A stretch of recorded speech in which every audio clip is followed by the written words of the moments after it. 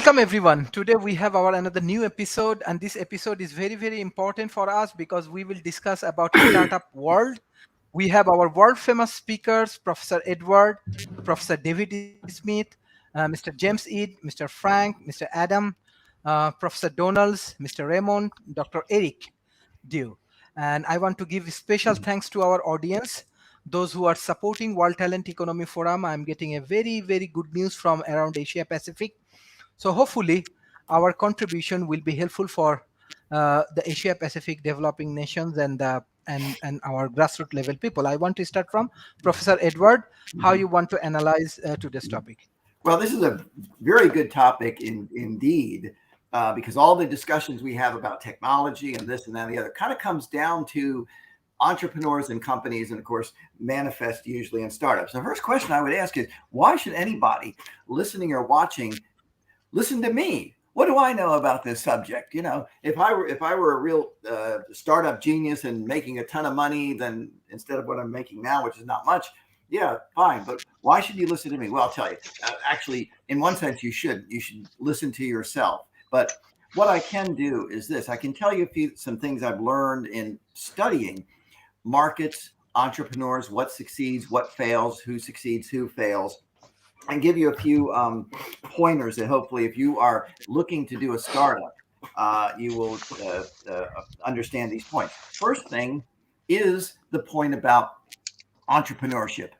If you're doing a startup, you have to understand that you are an entrepreneur. What an entrepreneur is it's somebody, a woman, a man, who takes and pulls together resources, people, especially material resources, technologies, all of these sorts of things to put together a good or a service that customers will buy and that will bring you in a profit. That is, you got to bring in more money than you actually use to do the startup. So that's what an entrepreneur is. It's a creator. It's not someone who's just going down saying, I'm going to go down a checklist and hopefully I'll succeed. That's not what an entrepreneur does. An entrepreneur uses his or her judgment. Okay, a couple of things about entrepreneurs. First, again, understand you are a value creator. That is what you're doing. And I'm holding up this particular book, and I'll hold up some other books, because one of the best things you can do if you want to do a startup is understand and have some idea of what other startups have done, which ones have succeeded, which ones have failed. Why have they succeeded? Why have they failed? Maybe some of them have gone in the middle. I always like to give the example that there was a famous guy a century and a quarter ago named Henry Ford. You probably have heard of him. And he created two companies and they just didn't work out. He did two startups and they failed. And then he said, hey, you know what? If I do this thing, I'm going to call it the Ford Motor Company. I think I'm going to have an assembly line and interchangeable parts, and we're going to divide up the work thing. And of course, it became one of the most profitable companies in the world. It allowed regular people to have automobiles. They weren't luxury items anymore. You know, he failed twice before he succeeded. So if you're an entrepreneur, if you're doing a startup, understand that you may fail at first, or you may have to retool your startup in order to, as you go along and to make it work. A second thing, you as an entrepreneur doing a startup have a lot of local knowledge. That is absolutely crucial to entrepreneurship. What you have to do is kind of ignore common wisdom and common knowledge, because often it's not very good. We all know that Steve Jobs and people like that were told that these things, personal computers, who the heck would want one of these things? It's impossible. Only academics and big businesses will ever want these things anyway. And he said, the heck with common knowledge. I'm going to try this anyway. And he and Wozniak, we know what happened with that.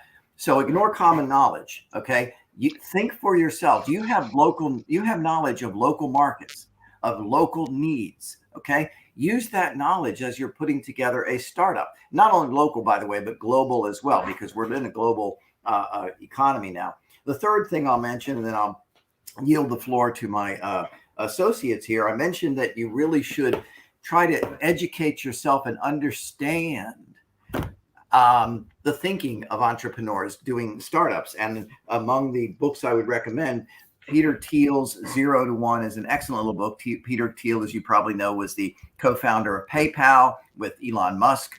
Um, and he's a venture capitalist now. He puts millions and billions of dollars out there. I wish I could get some of his money. That would be nice. And in this little book, he talks about not only successes but failures. He actually compares the attitudes in Asian Pacific countries, by the way, with attitudes in Europe and attitudes in the United States, and do it over time. So this is going to be a particularly interesting book.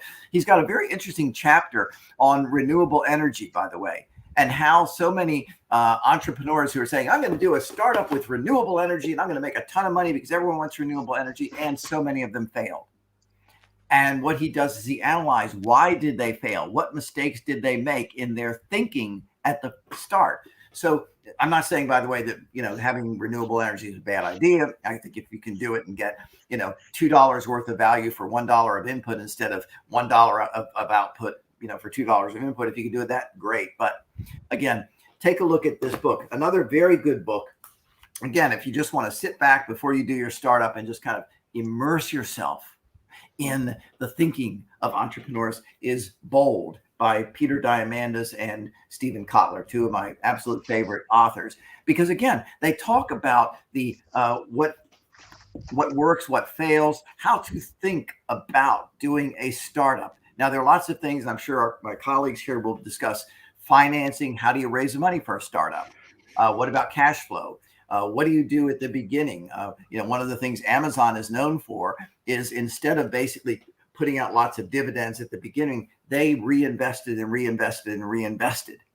And that was good because they made so much money that Jeff Bezos now runs a rocket company, and he put Captain Kirk in space yesterday. So, that's incredible. But again, you've got to study what works. You've got to study the mindset of an entrepreneur, use your local knowledge, get past, what is common knowledge, because it might not be actually that smart. So those are my suggestions. If you're a startup, if you want to do a startup, I could talk about particular startups that are really cool, like iGenesis, and some of these bio startup companies really have gone from zero to like tens of millions of dollars. So it's really exciting. And you guys in the Asian Pacific area, looking forward to, you guys providing goods and services for me over here in the United States. So go for it, guys. Thank you, Professor Edward. Professor David Smith. I love how Edward started this one. I actually am a serial entrepreneur and have started multiple companies, and some have succeeded and some have failed.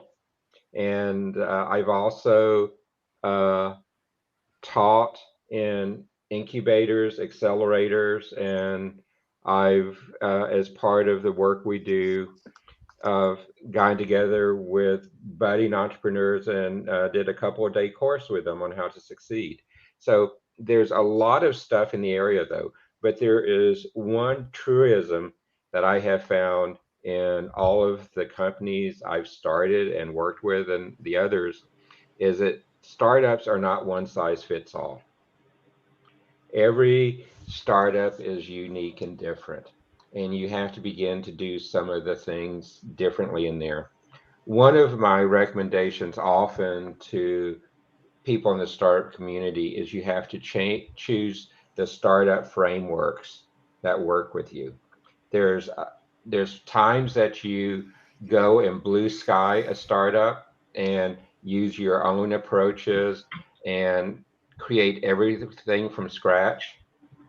But to me, in a lot of instances, that doesn't make sense.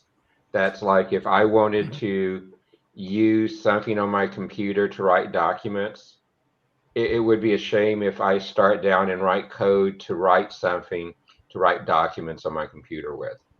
I'm going to go and use something like Microsoft Word or others like that to write documents with. Well, startups need to have the same type of mindset. They need to begin to look at what they're doing and find the tools that are most applicable to them. Now I'm going to go way back though. How are you successful as a startup? You have to you have to create a product which there is a need for, a product or services. And a services startup versus a hardware startup versus a software startup are three very different beasts. And you do things differently going through them. And your need for capital is very different in them. And the place you find your customers can be very different with each of those three as well. One of the things I tell companies, though, is what is one of the first things you do when you launch a new company? You put up a site on the web. And guess Mhm. what? When you publish a site on the web, you're international from the get-go.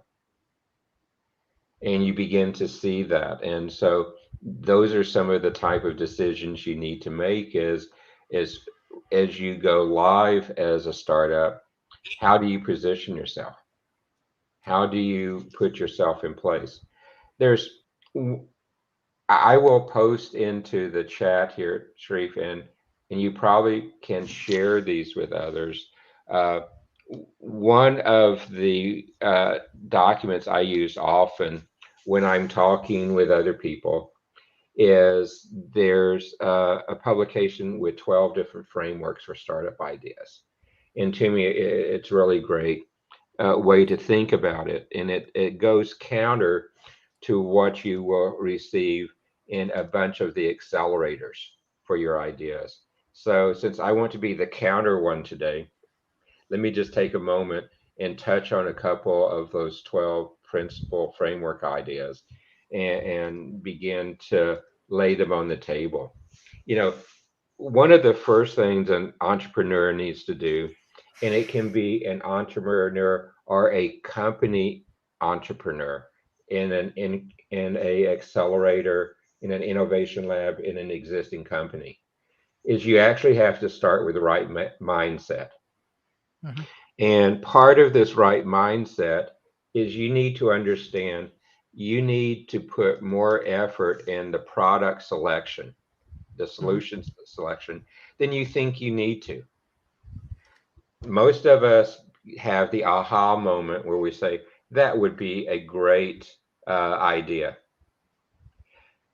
But then we need to take time to think through that. And that aha idea is great, but you really need to put more effort in the problem solution than you think. And as Mhm. you begin to do that, you need to prepare your defenses. And what do I mean by that? You need to get ready to have your ideas challenged. Unless you are going to fund it out of your own pocket and build it by yourself, you're going to need to have a team to do it. You're going to need to attract funding. You're going to need to go and find customers.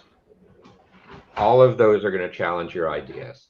So, that very first part of when you're formulating your ideas, you need to start challenging it then and attacking it then, because I can tell you, doing enough startups, that's going to happen every single time. And so as you begin to do that, the next thing you can do is I subscribe to a concept of very broad brainstorming. There's a lot of names for it. One of the names that's popular today is blue sky brainstorming. Take the time to brainstorm what it can be. One of the things for many startups is they choose the wrong market for their product, or they Mhm. choose the wrong first market for the product. Many Mhm. people, when they start up a company, instead of hitting a single using a baseball analogy, they try to hit a home run with the very first product out the door. Hit that single first. It might be an easier market than the one where you're going to eventually make the most money, but begin to get out there and get customers. Uh, Hunt for ideas for that in non-obvious markets. Uh, Mhm. don't try to grow the company from zero to a full company in one step. Incrementally grow it. Too many companies I've seen said, I have a great idea. Let me go get a little bit of funding. They get a little bit of funding, they go out and hire 10 people. Well, that's not the way you grow a startup. You incrementally grow it. Uh, you've got to sharpen your vision. You've got to work through it. You've got to go and take your idea out and share it with others. You need to protect part of your idea, but you need to begin to share it and get feedback. you need to really start then thinking about what is the best way to pull the resources together. Many startups want to hire the full team. Many startups say, let me go and find an outsourced provider and have them do everything. My personal feeling is a hybrid approach is best. Mhm. Get an internal team to do things where you can protect your intellectual property, but for people developing things that are not core to your intellectual property, outsource that and Mhm. use lower cost labor to do it, but have a team that protects your intellectual property. Uh, you need to get very explicit on what it is you want to do to meet the needs of your first customers. And then it's a process that gets rolling and going through there. Um, my suggestion to entrepreneurs is starting a company is really a team sport, and you need to pull good people around you. They don't have to be employees, but it's be a mentor. I'm a mentor at multiple incubators, multiple accelerators, and it's great seeing a startup come to you with a problem. You give them some suggestions. They take the ones that work with the way their vision is and run with it. But that way you can bounce your ideas. You can get experience. I often tell the companies I'm mentoring, I don't want them to have the same scars on their back as I have on my back and on my chest. Don't make the same mistakes that others had made before. You're going to make enough on your own anyways. So you need to learn from it. And my final piece on this starting point, and a couple of you will smile and laugh at me on this one, is remember when you're driving a car, there's a reason your front windshield is bigger than your back windshield. It's more important as a startup to look at where you're going, to look at where you're driving than where you've been. Understand what's in the past, but as a startup, you need to be pretty hyper focused on where you're going. And that's the reason the windshield's bigger in a car is that you need to be focused on where you're going. I often find it interesting that an airplane only has a window going forward. But yes, they have radar. But I almost want to see the rear view mirrors on that airplane for when they're backing out of the terminal and stuff. But they too have designed a vehicle for going forward. That's what entrepreneurs need to be because they want to be in that same fast forward mode as an airplane is as it's flying through the air. So, Sharif, initial uh, comments. Thank you. Thank you, Professor David Smith, for your excellent analysis. Mr. Adam.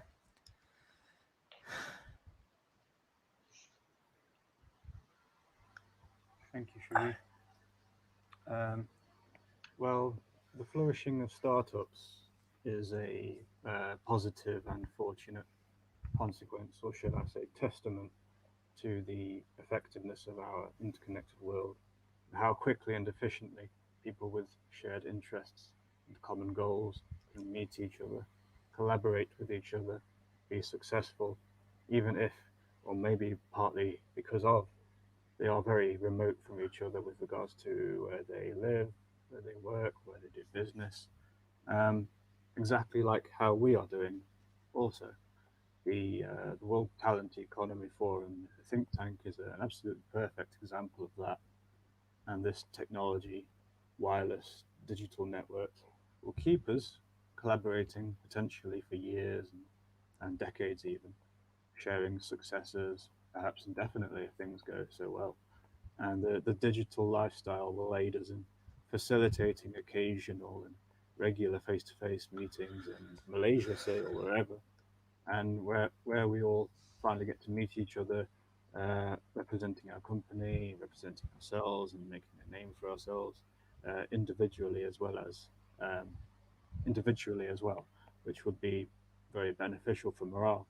And one of the advantages of individuals on the same team but working remotely using digital networks like they do within the world of business, entrepreneurship, think tanks, research teams, whatever, is that in constantly face-to-face working environments, the productive atmosphere can be so easily compromised by gossip and jockeying for promotions and clashing of personalities, and that distance that comes with remote working and webinars and so on. And I mean the word distance in more than just one meaning, is that you can sidestep most of that. And going back to what David Smith said about hybrid approaches, you got a bit like the best of both worlds there. You can meet each other occasionally, and then for the rest of the time carry on working remotely, where that kind of amicable level can be sustained a bit longer than if people were just like put together in an office environment offline. That's my opinion anyway, actually. Thank you. Dr. Eric Dew. Good evening, I guess. Good morning for me. It's 7 a.m. in the morning, 7:30. I've listened to many of the other speakers, and we've been through this before, and they're all very well and true. I apologize for coughing. I'm just recovering from COVID. So I'm sorry about that. Yeah, it's don't get it. If you haven't got it, don't get it. It's not worth the experience. I'll tell you that. I am lucky that I was vaccinated, so that I am alive. You know, I could have been dead. Oh, you got one card too. Yes, I got my card. Yeah, not worth the. Anyway, startups. Let me talk about startups and about failure in startups, because the reality about startups is that probably around 90-something% of all startups fail. Okay, probably 90, whatever. But the question you want to ask is, how do you define failure? What does it mean when a startup fails? You know, companies fails, whatever. You know, when a human fails, meaning die, I mean, it's pretty clear, right? You test the pulse, you know, you look at the eyes and all that, and person's gone, right? No heartbeat, blah, blah, blah, that's dead. Okay, how do you measure when a company is dead? Okay, typically the way a startup ends is in a fizzle. It just kind of, what happens is that the members of the startup team sort of say, you know, I'm going to go work for GE. I'm going to go work for IBM. I got this great gig. I'm going to be blah, blah, blah. And they kind of go their own way. And then that's it.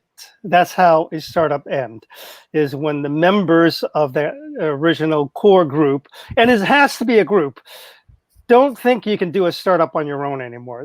That period in time has gone. Okay, where a singular person can start up. I mean, it certainly has happened, but those are just so lucky. You might as well just buy a lottery ticket, because that's much easier work and cheaper. Okay, you can spend $100 on a lottery ticket, and you'll spend way less on that than on a startup. Okay, so, but back to the startup. Most of the failures occur. Yeah, I give usually a rule of thumb. The rule of thumb is my 40, 30, 20, 10. Okay, 40% of all startups fail because of the product market fit. And I think some others have spoke about this. The team had this idea. They're thinking about this better mousetrap and blah, blah, blah, and all these other stuff. And they go and they do something about it. But the market isn't ready for it. The market doesn't really care about it. They go, yeah, I like it for free. I like it for $1, but I ain't paying $5 for that. It ain't something that I need. Product market fit. That's the number one reason why a startup fails. Okay. And it's because once you get that idea and you try to do it, you realize that everybody's pretty much comfortable with what they have. Even though it's not optimal, people are comfortable. They're happy with the way things work. And for you to get in there and change the way things work, you better give a damn good product that really saves them a hell of a lot of money, or really generated a lot more revenue for some business or something that really makes them go like, God dang it, I got to have this thing. Okay. And if you don't have that, it's not enough to push that in to get them going. So that's about 40%. People think, I can do a little incremental one, not do that. 30% is execution. Okay. I've seen this a lot because I advise startups. A lot of yak. Oh, we got this thing, we got that, we got this, that, and ain't nobody building nothing. Okay. It's all talk, it's all vaporware, it's all blah, blah, blah. And they don't get to the real stage of actually making something and handing it out to someone. And even worse are the ones that continuously build something and never get it to the final stage. Get something out the door. Okay. Get something out the door. It doesn't have to be perfect. It just have to work. And it doesn't even have to work perfectly. Okay. It just have to have, like if you create a website, let's say, when they click on that button, it actually does something. That's what you want. Okay. Get something going and then get it out there, because that's where you will determine whether it's product market fit. If you can't get that product out there, then you can't even test whether there's a product market fit. So execution, make things happen. Okay. Then 20% is team. Usually you don't have people who your friends and college roommates or whatever it is that's been with you for decades that you can truly trust. You found people from meeting up and all that, and you go, hey, yeah, I'm doing this, and he likes you, what you're doing, you like what they're doing. Sometimes you find the right person, or the right people, and you get a great team. But most often than another, there's a little bit of some minor seed of distrust, and people don't know whether they can do it or not and all that. And then people leave, like what I was describing before, say, I got a better gig working with IBM. I got a better gig working with Google, something like that. And people go. And that's what happens when you have a team. And the team, of course, right now as a startup, nobody's getting paid, right? So that team has to be able to suffer through 6 months, a year, 2 years, not getting paid, okay? And they have to be able to survive on that and keep pushing through and making that product, getting it done, okay? And going out there and knocking on doors. Those are the things you have to do, and the team has to be able to do that. That's the 20% is a lack of a good cohesive team. And the remaining 10%, that's funding, okay? Usually funding is irrelevant. If you got a product market that works, that fits, if you got actually executed and you actually had a product out there and you have a team that's working, people will be throwing money at you, guaranteed, okay? Because you've got something, okay? And you've hit all the criteria that investors want. They will be knocking on your door. You don't have to knock on their door, okay? So the funding will come if you get the other 90% things done. That is the product market, the execution, and the team, okay? So when people say, oh, all I need is just this money, bullshit, okay? BS, okay? What they're telling me is that they're too lazy to get a team because they're working on their own. They couldn't execute because they're sitting on their ass and not actually building the product. And they don't know jack about their market because they haven't asked a single customer. Okay. That's what happens when I hear people say, I just need $100,000. I just need $500,000, blah, blah, blah, blah, blah. You don't need anything. You don't need the funding. The funding will come to you.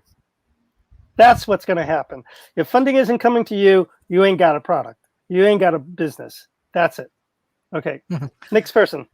Thank you, Dr. Eric. Actually, I just want to share one point because before this World Talent Economy Forum, I know Dr. Eric do. Long time we do discuss, and even he sent people in Malaysia. And one thing I can share that he motivates me for developing this World Talent Economy Forum. He said, "Let's do it." I said, "Okay, let's do it." So yeah, one thing I can say that now, even though Malaysian climate change divisions and many countries, even the government, corporations and everyone, they believe that World Talent Economy Forum can help them to grow their economy, help them to develop their things. So I believe the audience, those who even few of my audience, they are my direct students, or what you are observing today, all of them are highly capable, and they have their own vision and they are good people. That is very important, and that's why we have our board of advisories and everything.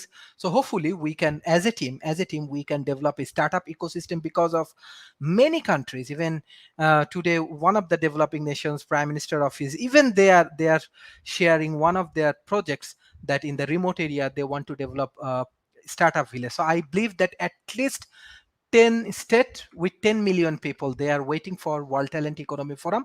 And individual me, I cannot do anything. We need a team, what actually Dr. Eric do share with us. So I request all of our board of advisors, our honorable members from of World Talent Economy Forums, as a team, we have to solve many things in the developing nations. Developing nations has a lot of problem, they need lot of solution. So if we can develop the startup ecosystem, they will find out the way. And it's actually millions. I become so inspired every day many organizations they are joining. Only from Bangladesh, 107 university they are joining with World Talent Economy Forum. It's millions of people. So I believe that if you support us, we can develop a very strong ecosystem, and we need your support. And how actually Dr. Eric, Professor David Smith, Dr. Edward, Mr. James Eid, even Mr. My friend Mr. Adam, Professor Donalds, Raymond, and Mr. Frank, all of you are actually supporting. We need real contributions. 90% people actually good, they need better solutions, so we need to work with them. So Mr. Jamsit, what you want to add today? Hi, Sharif. Thanks very much for having me on this panel, and congratulations once again assembling a great panel on an important topic. If I was capable of being shamed into silence, I would be, because people have been hitting on all the things that I wanted to contribute. And so, I don't want to be redundant, but I do want to emphasize some of the points they've been making. And I always take notes because I always learn something on your show. And I steal freely. David Smith knows that I talk about system of systems now, and I'm going to steal the blue sky brainstorming. I haven't been able to work power to X into my conversations yet, but I'm working on it. And Dr. Eric, you just described one of my failures to a T. I've led startups, I've been on boards of startups, I've had successes, I've had failures. One of my failures was I had a brilliant idea. I knew the market, I had checked all the boxes, and I was just ready to release my product, but there was a bug that surfaced in certain circumstances, and I was a perfectionist about software, so I wanted to fix that bug. And while the guy was working on fixing this little tiny bug that very rarely surfaced, I was beat to market by this company in Germany, and they had a great product, and it started selling instantly, doing the same thing that I was working on. And I said, okay, well, being second to market won't be so bad. But then almost the same quarter, very quickly after, a company from the Netherlands produced another product that looked very similar, did the exact same thing. And later on, I found out that the two had started together, but there was friction between the two of them, and they split off and started their own companies doing the same thing. But it was my idea in the United States, with two guys, one in Germany, one in the Netherlands, who had been working together on this without my knowledge of either, got to market first. And I said, okay, there's second to market, there's not third to market. So that was one of my great failures, because I was too much of a perfectionist. And I was beat to market. So that's another thing that you got to think about. Can you get to market quickly enough before somebody beats you? And the other question is, I say, start with yourself. Are you designed to be an entrepreneur? Not everybody is. And I ask, what are you good at? And if you tell me I'm good at everything, then I'm going to say, oh, look at the time I've got to go. Goodbye and good luck. Because nobody's good at everything.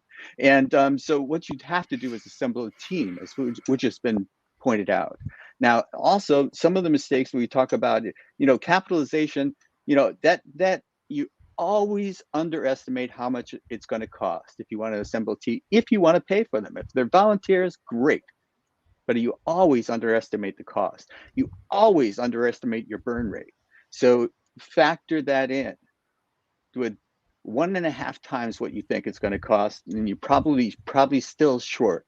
Do the same thing with the time frame, from when you start to when you think you can produce. Nah, you're going to run into unexpected, unanticipated obstacles. It's going to take you longer than you think. Build that into your process. And definitely, you've got to have a team. Nobody can do it by themselves. There's 1 in a million. You play the lottery, like Dr. Eric said. It's just nobody has all the skill set necessary. I'm going to go in a minute through the skill sets that I have observed. Some of the teams that failed, that what they did not have and they desperately needed. So the other thing I want to say is, you hear about the Henry Fords. He failed, and then he succeeded. You hear about the ones that failed and then succeeded. You don't hear about the ones that failed and you never hear of. And that's a reality out there. You fail more often than you succeed by a long shot. Now, I want you to persevere. Do not give in to discouragement. Keep going. But there are things you have to do. You have to know, are you solving a real problem or one that just exists in your mind? Are you working on something that people want? Are you working on something that people need? You have to ask yourselves these questions, then you have to test it. Ask people who might buy your product whether they really would, for how much. You do need to do some modeling and testing before you go into production. These are the things that teams don't sometimes think about. They think it's a good idea and they want it, so they assume everyone wants it. And it turns out often that's not the case. And what I've seen from people with technical skills, they have this one, and I live in Silicon Valley, so people with technical skills have this wonderful idea about a technical solution, and it's not widely applicable. That's one problem. Although it solves a problem for a few, not the many. And the other thing is, people with technical skills, you don't want them pitching your ideas necessarily. You don't want them in customer support necessarily. You don't want them doing the user interfaces. You don't even want some of them designing the user interface, because what makes sense to them is efficiency and effectiveness. And what makes sense to others that are potentially using this product is how easy is it to use? Is it delightful to work with, or is it appallingly complicated to work with? These are the things that don't occur to the technical people because it's not that hard for them. The other thing is, you're probably not an accountant, so you might need an accountant, somebody that has that kind of skill set. You might need someone legal, maybe not, but sometimes you get into legal troubles when you're in a startup and you get into intellectual property disputes, and that's a sport of kings, intellectual property disputes.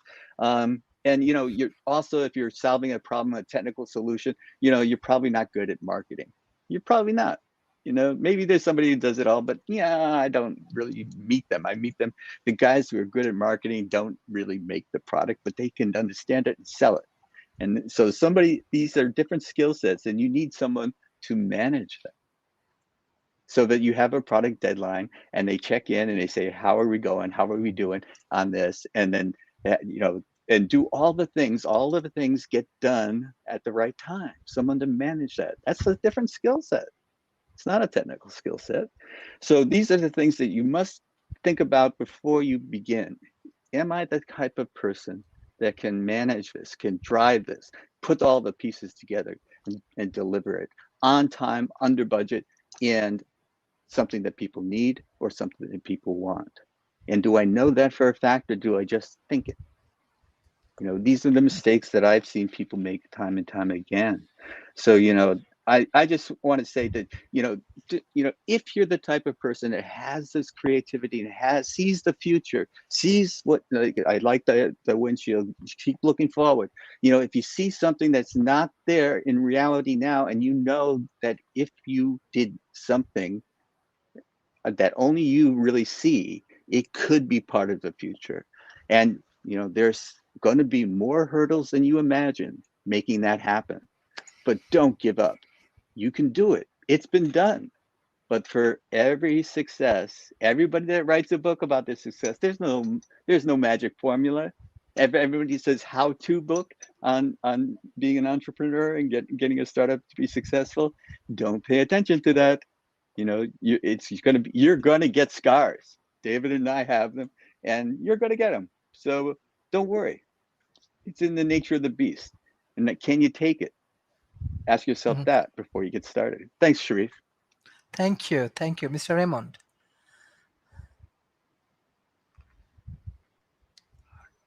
Good afternoon, everybody. Yeah, this entrepreneur bug, it's a bug. It's something that you can't shake. And once you get it in you that there is other ways of doing things, and you feel the urge to change things or improve things, you're in deep trouble. It's really virtually impossible, I think, to go back to being an employee for working for somebody else's dream once you start to get an inclination towards developing products or services or uh, um, creating new products and services. I think a lot of like what I've seen over the years is a lot of the initial startups come from people that have technical skills or a good idea, and they they've sort of seen similar things perhaps, and they think, wow, why should I go and work for that guy, or why should I go be a part of that team? I'm just going to do my own thing, and I will, reap the benefits myself. And I think possibly the majority of times that comes from uh, pursuing pursuing the end result, which for many is the financial returns.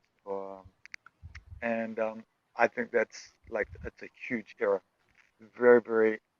Um, it's not a great place to start to go chasing to do something just purely for chasing the money. And I think that's why we find ourselves living in the world that we're living in today, is because people are fiscally um, focused instead of uh, having a more purpose oriented focus for their enterprise or idea. Um, this pursuit of purpose. I mean, as one of the other colleagues mentioned earlier, that the money comes. The money does come if you have a good idea and it's solid, and you can surround yourself. What I like to call the power of five. Um, like you have the power of one. We each have the power of one, and when you combine the power of one with five other people that all have the same power, you can form a fist. And with this, you can actually move things forward a lot more purposefully and powerfully. Um, so I don't like to think of it as niche marketing, finding a product or service, but it's more purpose oriented. So something that's going to improve the world that we're in, not just creating more stuff for the sake of making a few extra bucks. Because there's already plenty of money out there. There's already plenty of ideas. There's already plenty of stuff. But what we're lacking is people with good, purposeful um, vision that they're wanting to create. So, um, what happens once you've got your powerful five? Then you can set about creating your culture, and this culture is where the enthusiasm comes in. People you're infecting each other all the time. I know in the startups that I've been involved in, there hasn't been that money. We're sort of doing a lot of it for love. So you're feeding on each other's enthusiasm because you have a vision, and your pleasure comes from this purpose. So that enthusiasm is essential because it's contagious.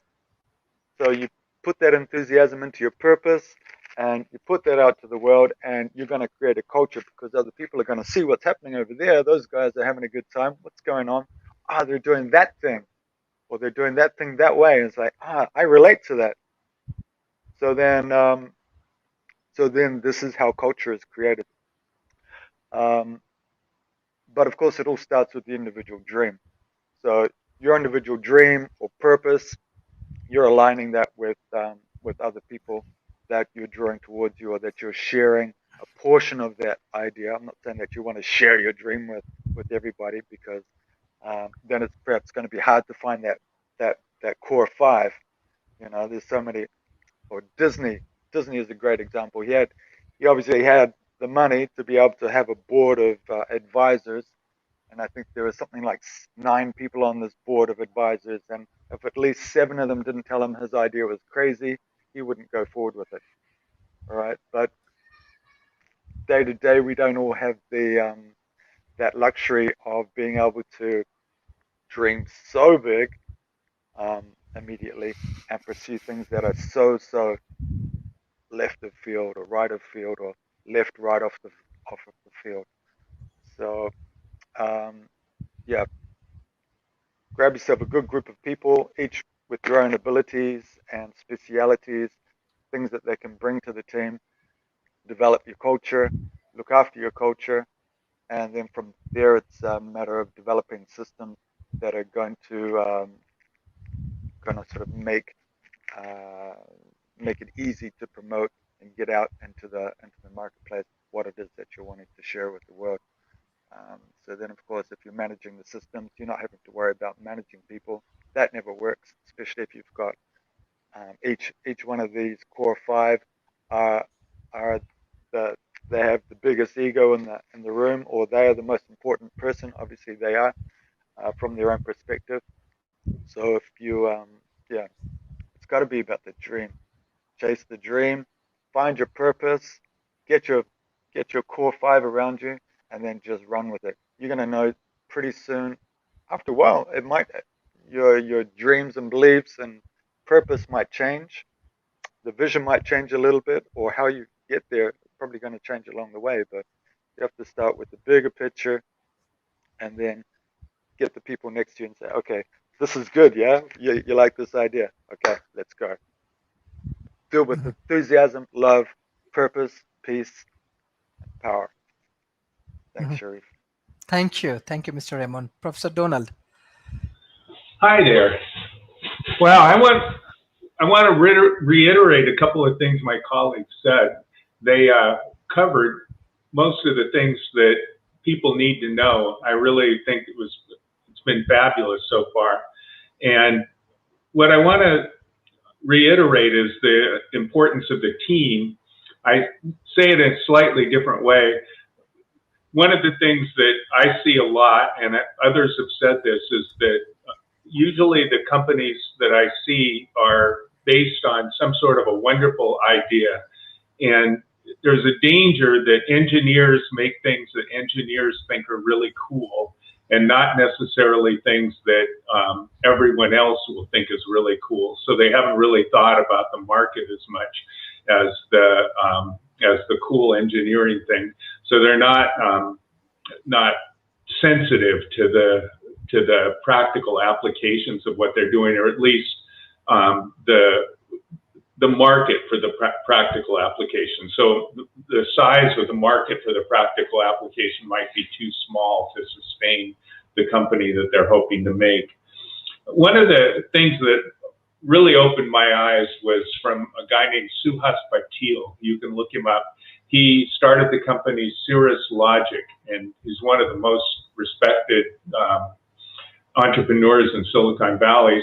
Cirrus Logic basically pioneered fabless semiconductor, which is how we do it now. And he was giving a talk once. I actually had panel discussions. I arranged panel discussions similar to this, but they were live. And I had him on one of our panel discussions. And he said, tell your idea to everyone.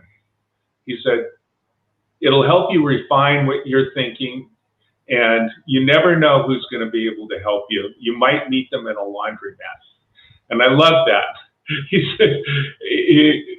said, and he pointed out something that I really got to see when I was helping with being angel groups.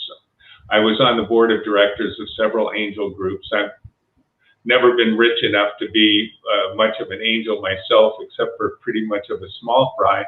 But I just, when people heard that I was associated with it, they started sending me business plans like crazy.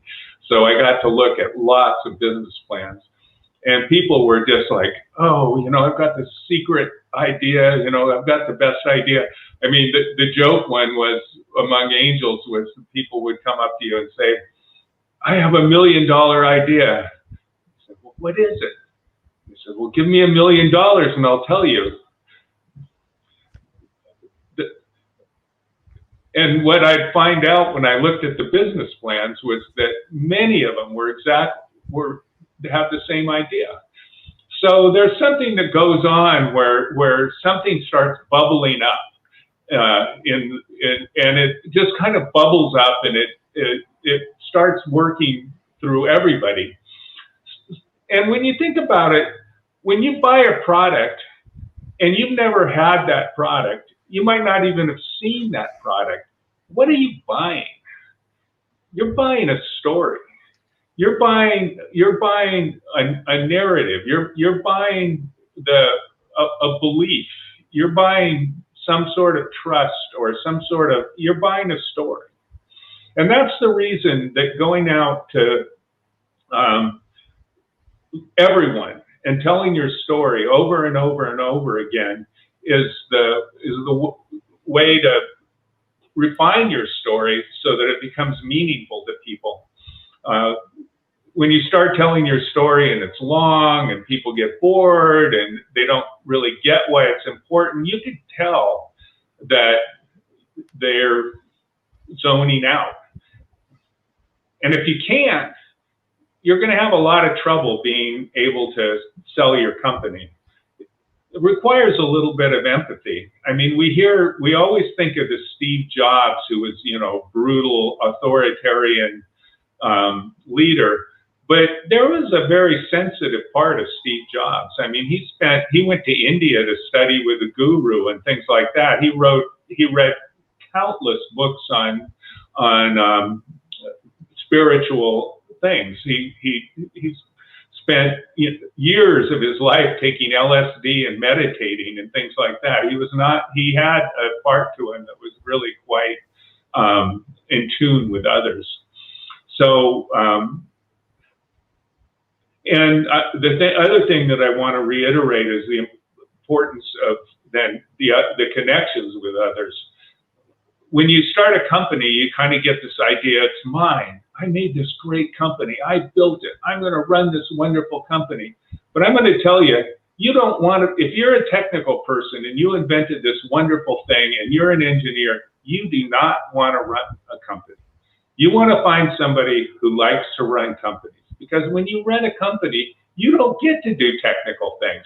You have to deal with the investors and explain to the investors why you didn't make quite as much money this quarter as you thought you were going to make. You have to deal with employee problems. You have to deal with the fact that they just changed regulations. You have to deal with the fact that, you know, are the employees going to have to get COVID shots? You know, whatever thing is going to come up, it's just going to come up over and over and over and over, and you won't even practically know what you're making anymore. It's going to be so ruthless. So you need to find people that know that stuff.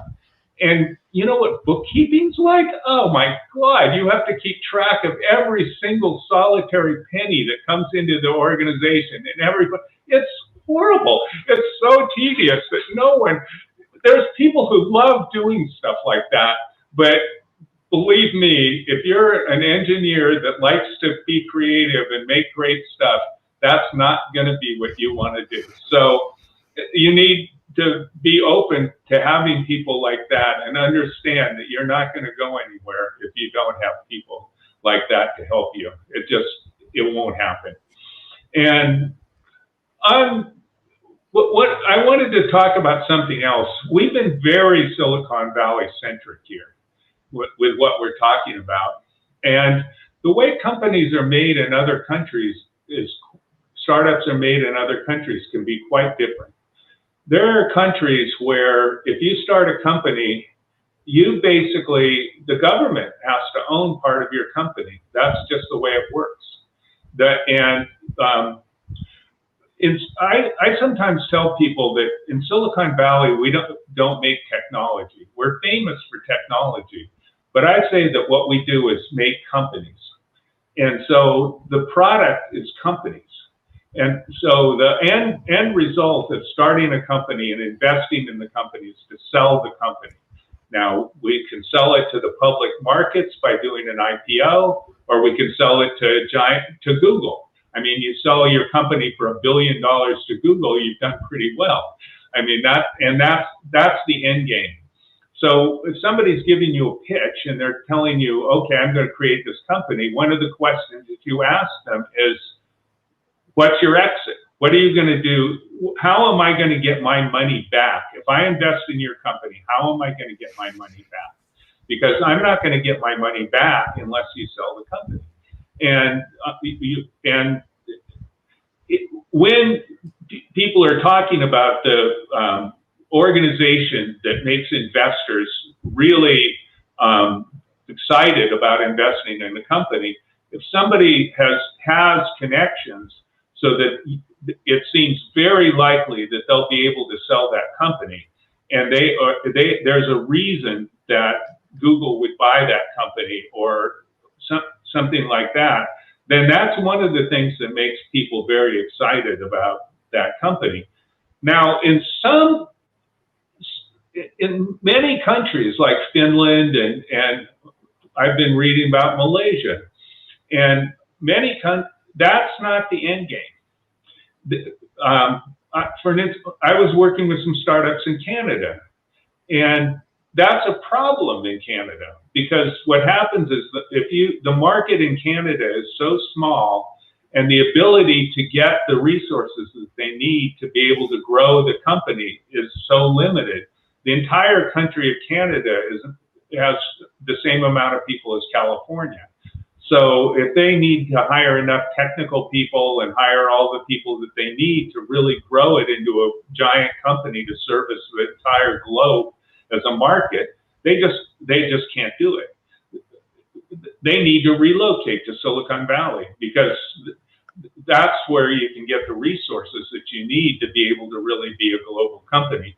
Oftentimes, companies keep their headquarters in Silicon Valley, and even right now, there's companies that are allegedly moving to Texas, but they're basically moving a mailbox to Texas and a few other people. I mean, we asked Oracle people. I said, "Oh, are you going to move to Texas?" And I said, "No. All the people that are in Redwood Shores are staying in Redwood Shores. We're, moving basically for tax reasons, we're moving our address to Texas, and Ellison is not moving out of Woodside. So, but basically, what I'm talking about is in Finland, the government helps invest in the company. In all these, and what I was reading about in Malaysia, the companies have to hire Malaysians. They want the companies to be part of the country. They want the mindset is that the company is going to be. You invest in the company so that the company will hire people in the country. They'll bring money into the country. There'll be and the person that's the entrepreneur that starts the company will be a highly respected, high status person in the country. The people that work for it will be, they'll be important people, and the people. It's a different thing. It isn't like the companies are made to be sold. And so I think that the kinds of things that we're talking about apply, but it's also interesting to realize that in countries like this, like in Finland and Canada and Malaysia, the part of the customer is the government, and so the whole idea of so kind of your market in a way is the government. So you have to be able to start thinking in terms of how let's just say the government and the community. So you have to start thinking in terms of how your company is going to feed back into the country or the society that you live in, as well as just the market that you're going to have that's going to make money for the country in order to be able to have a stable country in those environments.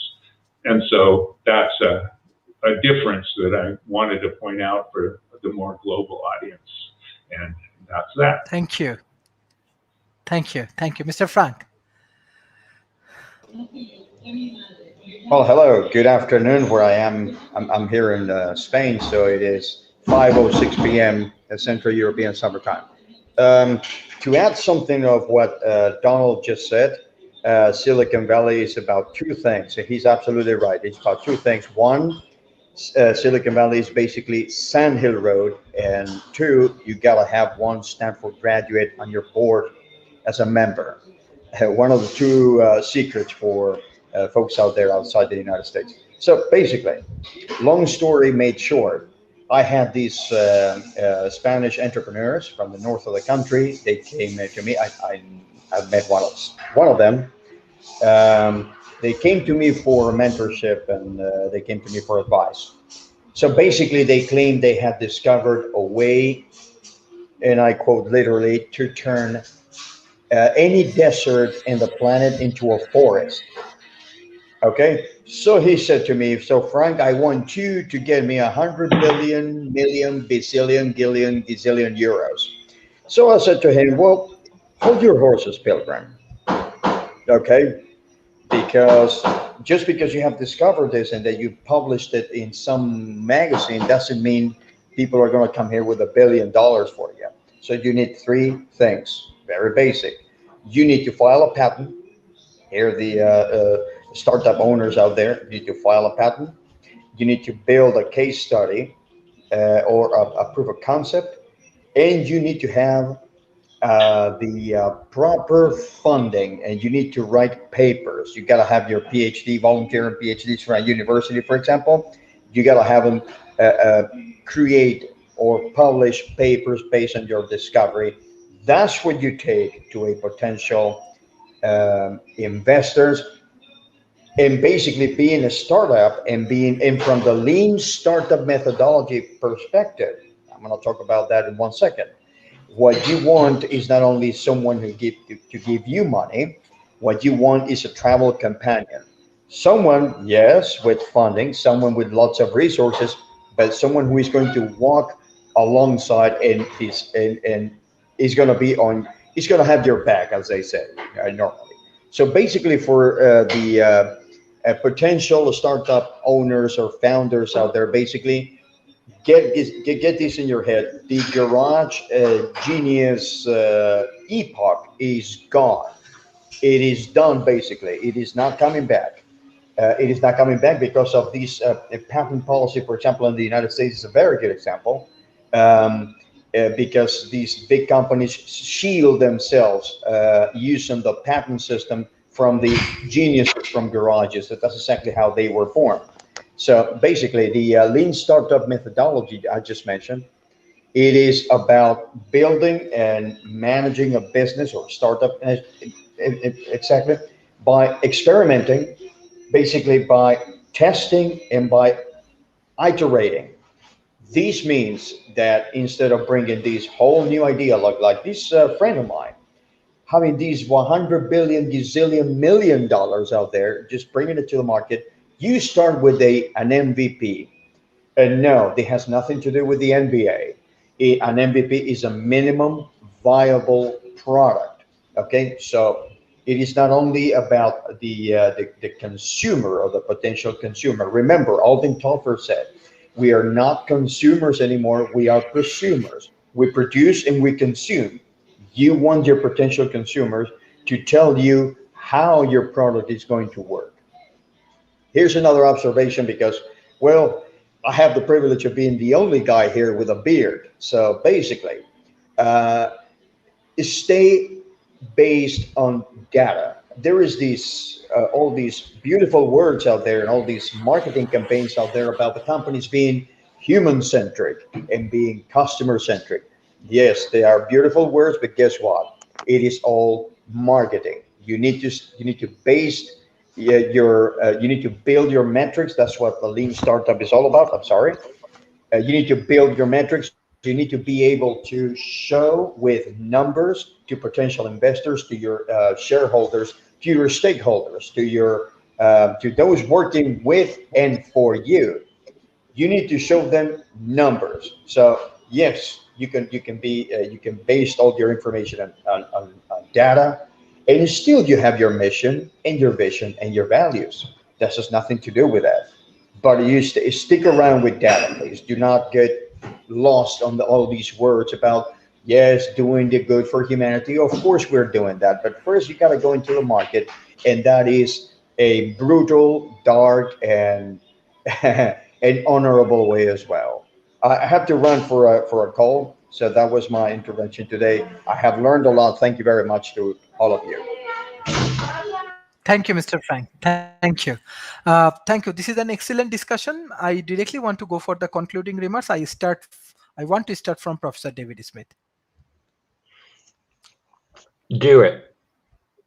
That is some of the best advice to give to someone wanting to be an entrepreneur. Just do it. You can often start a new company while you're employed with another company. In fact, I would recommend that for the first part of the entrepreneur journey is to do it that way. I do want to take a moment and tell you one phrase a startup should never use.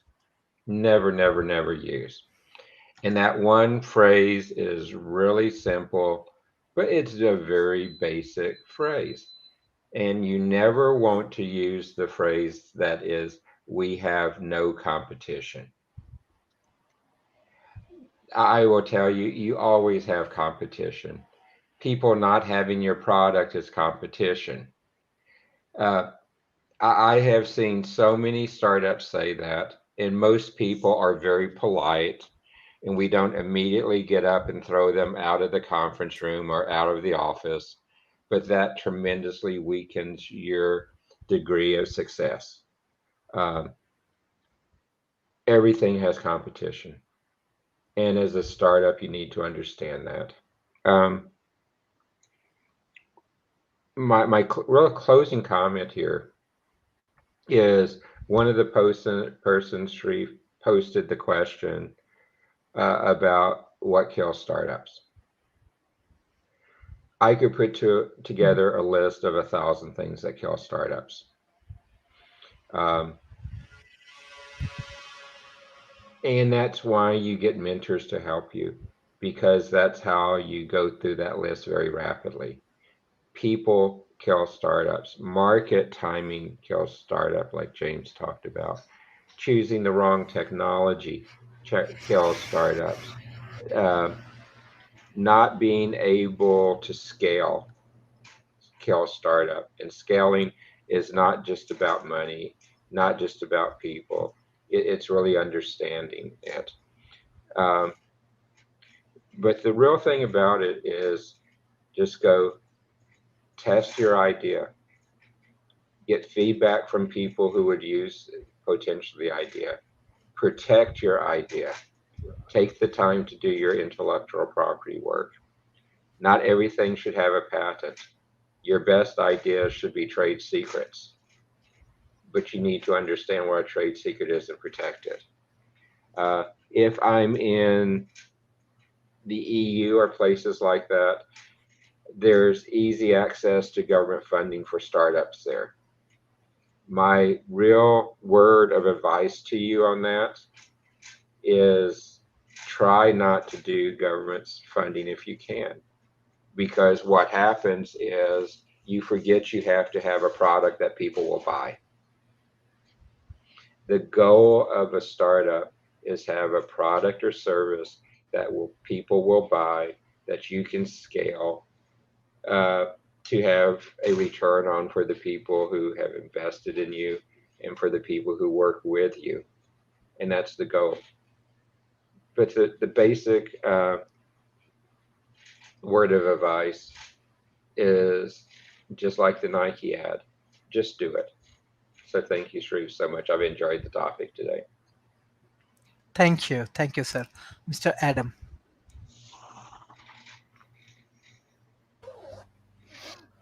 Thanks, Sharif.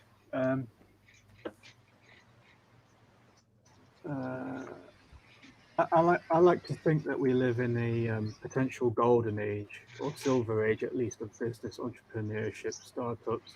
One of the main reasons for that is the internet, which is a custodian of novelty and opportunity. We're all familiar with the term "there is nothing new under the sun," which is from the Bible, I believe, actually. And for the most part, that certainly is true. And I wanted to echo what Dr. Eric touched upon about rallying oneself up to go and get that achievement, that success, that influence.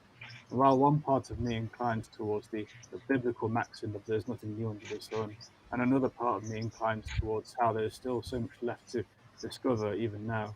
How there might be whole worlds of undiscovered ideas left for new businesses and entrepreneurs to take advantage of and sell to the public, something amazing they never knew that they even needed in their lives, unless it's fashionable, of course. But out of the two, I would say I lean a bit more towards the endless possibility scenario. Even if there is nothing new under the sun, there are still infinite combinations of interesting ideas, cross-pollination of already discovered ideas, infinite novelty. So that then becomes a kind of paradox, a kind of a quasi there is nothing new under the sun. And this goes back to my conviction that we are in a golden age of entrepreneurship because there is always a niche to be filled. There will always be everlasting potentialities of never before seen products and novelties that will be a hit with the public who have never seen anything like it. So if an entrepreneur ever feels like there are no more niches to fill and make money off of, then that is just an illusion, really. There will always be new ideas. There will always be undiscovered, untapped products and business opportunities and hit novelties, even if it's rediscovering something long forgotten that someone else 1,000 years ago rediscovered, only to turn to dust after several generations, which again illustrates the paradoxical qualities and characteristics of the saying, there is nothing new under the sun.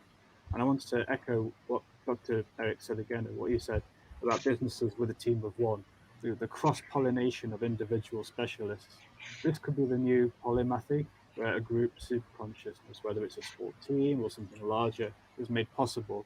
And this could be the new age of polymaths. But instead of being just one individual polymath like Leonardo da Vinci, the new polymath of the modern world and the future, and businesses of the future, will be a group mind made up of multiple people, multiple individuals who are specialists in their own field, discipline, chosen life task. Because we have amassed so much knowledge by now here in 2021 that it is even harder to be a Da Vinci-esque individual, and some of the modern problems that we face here and here and after will only be solved best by a group mind composed of specialists, very clever specialists, experts on their chosen path, where team dynamics will effectively synthesize these deep wells of individual specialist subjects. So for me, that raises an interesting ethical question. How is an individual's quality of life, meaning and fulfillment affected, whether they are a polymath or a specialist? Is it better for one's soul to be a polymath instead of a specialist? Is it better for effectiveness, where, say, people's lives are at risk, to then be a specialist rather than a polymath? So these are interesting questions that I'm thinking about at the moment. Thank you, Sharif. Thank you. Dr. Eric Do. Yeah. So I like to finish up by giving some truisms about life. Every company in the world that exists right now was at one time a startup. Okay, that's absolutely true. There's no such thing as a company that never started up. I mean, that doesn't happen. So you got to do it. If you want to make a company, you got to be a startup. Okay. Another truism: there are no such thing as a permanently working solution. Okay. It's unfortunate. I have a PhD in math, and mathematics unfortunately give people this feeling that, oh, once you solve this equation, once you solve blah, blah, blah, then it's true forever, which is in a way true, right? The quadratic formula works now, and it worked 1,000 years ago, and it will work 10,000 years from now. It's not going to unwork for some reason. Okay. But what mathematics doesn't really tell you is that the initial conditions, the boundary conditions, all the other parameters, those things change.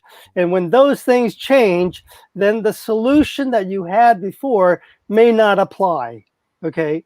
And because when something don't apply anymore, that's your chance to jump in with a new solution. And that's where you jump in with your startup. Okay. Everything that in the world, there's nothing perfect. There's no such thing as perfect. So if you can find a way to make something cheaper, faster, better, then you do it. Okay. If you can help, let's say, an airline, you can help an airline save 5% on their fuel. They will be throwing so much money at you, you don't know what to do with it. Okay.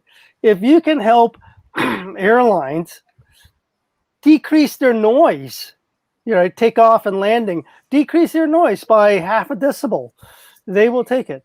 Okay. If you can help car companies, increase their mileage by 3%. Okay. No. Okay. Truth be told, gasoline engines are going to be dead in about 20 years. So, but in the meantime, they'll take it. Okay, whatever you can. These are just small little minor incremental help. And if you can do that, okay, you've got the world. Okay, so two things that's true. Every company in the world was at one time a startup. That's the first thing. Second thing is that no solution that works forever. So you will always be able to find a new way to do something better, faster, and cheaper. So go for it. Thank you. I'll see myself out. Thank you. Thank you. Thank you, Mr. Jamsit. Thanks again, Sharif, for a great show and a wonderful opportunity to learn. There's a part of me that has to be the defense of Canada. Not only do they have a better national anthem, but Vancouver, I spent a lot of time in Vancouver, and that reminded me of Silicon Valley in a lot of ways. So, Vancouver, British Columbia, for film and for startups and things like that, it's an amazing opportunity. But Canada is a lot bigger than Vancouver. So what Donald was talking about is generally true. And also, I want people to differentiate between startups, financing of startups, the angel investors, which comes later, and then the venture capitalists, which comes later. And that was the Sand Hill Road reference. I live in Menlo Park, and Sand Hill Road cuts between Menlo Park and Palo Alto. And I can't walk a dog without running into a venture capitalist. So these are very different types of pitches that you make to each one of them at different stages. And angel investors usually are a little after you've just started up and you've actually got some return on revenue, some return on investment to show them. And venture capitalists, except for the dot-com bubble in the late 1990s and some crazy events like that, they really want to know what's in it for us. So, we can talk about 90% of the people are nice, but that's not true in the business world, from my experience. And the most unethical people I've met have been described as businessmen, and they will do something that's totally amoral and unethical and just say, it's just business. Looking you right in the eye, no shame. I think some of the some of the startups,